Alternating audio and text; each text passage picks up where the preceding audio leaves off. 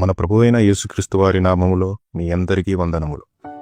బైబిల్లో పాత నిబంధనలో జరిగిన ఒక సంఘటన క్రొత్త నిబంధనలో ఒక అద్భుతంగా ఎలా మారిందో ఈరోజు మనం చూడబోతున్నాం. అదే పాస్కా గొర్రెపిల్ల రహస్యం. వీడియో చివరి వరకు చూడండి. ఈ రెండిటికి సంబంధం ఏంటో మిమ్మల్ని ఖచ్చితంగా ఆశ్చర్యపరుస్తుంది. వేలాది సంవత్సరాల క్రితం ఐగుప్తు దేశం దేవుని ప్రజలైన ఇశ్రాయేలీయులు ఫరో చేతిలో బానిసలుగా నలిగిపోతున్నారు. వారిని విడిపించడానికి దేవుడు ఐగుప్తు మీదికి 10 తెగుళ్లను పంపిస్తాడు. అందులో చివరిది అత్యంత భయంకరమైనది, తొలిచూలు పిల్లల మరణం.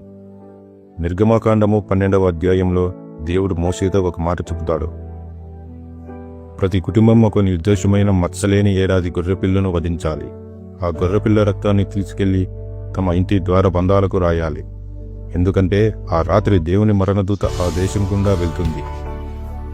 ఎవరి ఇంటి ద్వారబంధాలు ఆ గొర్రెపిల్ల రక్తం ఉంటుందో ఆ ఇంటిని మరణదూత దాటిపోతుంది. ఆ రక్తం లేని ఇళ్లలో మరణం సంభవిస్తుంది. ఇశ్రాయేలీయులు దేవుడు చెప్పినట్లే చేశారు. ఆ రాత్రి గొర్రెపిల్ల రక్తం ఇశ్రాయేలీయులకు భౌతిక మరణం నుండి రక్షించింది. దీనినే పాస్కా పండుగ అని పిలుస్తారు. కాలం గడిచింది. వందలాది సంవత్సరాల తరువాత పాత నిబంధన కాలం ముగిసింది. ఇప్పుడు మనుషులు పాపాలు, లోక దురలవాట్లకు, మరణానికి బానిసలయ్యారు. అప్పుడు ఒకరోజు యోర్దాను నది దగ్గర బాప్తిజమిస్తూ యోహాను ఒక వ్యక్తిని చూసి ఇలా అంటాడు.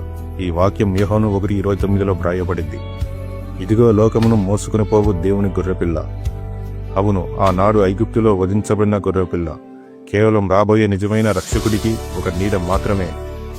ఆ నిజమైన దేవుడు గొర్రెపిల్ల యేసుక్రీస్తే. ఆనాడు ఐగుప్తులో గొర్రెపిల్ల రక్తం ఒక రాత్రికి భౌతిక మరణం నుండి రక్షిస్తే, కల్వరి శిలువలో చిందించబడిన యేసు రక్తం మానవాళి శాశ్వత మరణం, పాపం, నరకం నుండి రక్షిస్తుంది. అందుకే అపొస్తలుడైన పౌలు 1 కొరింథీయులకు 5:7లో చాలా స్పష్టంగా చెప్పాడు, మన పాస్కా పశువైన క్రీస్తు వధించబడెను. పాపం అనే మరణదూత మనల్ని నాశనం చెయ్యకుండా దాటిపోవాలి అంటే ఆనాడు ద్వారబంధాలకు రక్తం రాసుకున్నట్లుగా ఈనాడు మన హృదయాలకు యేసుక్రీస్తు రక్తాన్ని అద్దుకోవాలి. పాత నిబంధనలో మొదలైన పాస్కా గొర్రెపిల్ల కథ కొత్త నిబంధనల శిలువ దగ్గర సంపూర్ణమైంది. ఇలాంటి మరిన్ని ఆసక్తికరమైన బైబిల్ రహస్యాల కోసం మన ఛానల్ని సబ్స్క్రైబ్ చేసుకోండి. దేవుడు మిమ్మల్ని దీవించునుగాక. ఆమేన్.